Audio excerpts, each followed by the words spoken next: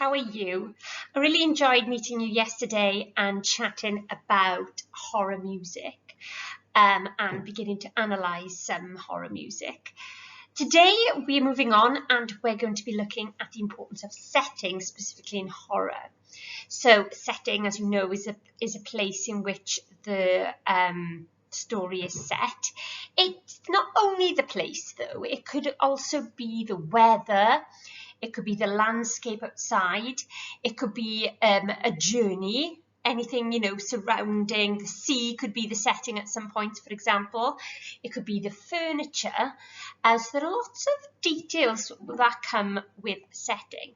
Now you have to think to yourself, especially when we're watching the film, somebody's gone out to buy and create a very specific setting.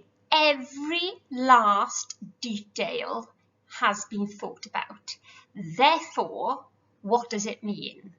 They're not random things in the background, for example. And how does setting, setting really influences the whole story, doesn't it? You can't really have a character drown unless there's some sort of water. You can't have a character get lost unless there's a woods or some darkness or something. So it all merges together to create an idea of horror. So we're just trying to focus on setting today. So with that in mind, what would you say that this setting, so say now I deliberately, get out of the way, what does this setting reveal about me? So something like you'd think, right, there's a huge piece of art in the back.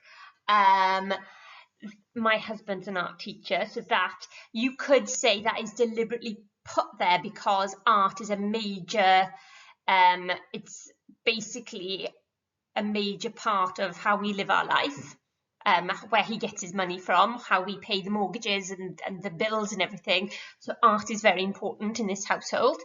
And you can see a bike with a baby seat. So you might be able to guess that we're quite an active family. We have a baby and we like getting out and about. What is a bike doing in my house? That could tell you that, do you know what, we're not one of these families where everything has its place, where everything is neat and tidy, and you can't come into our house without shoes on because, we're not that person at all. So you can see there's a kind of relaxedness. That's been there for weeks. There's a relaxedness about our personality, about our family kind of life.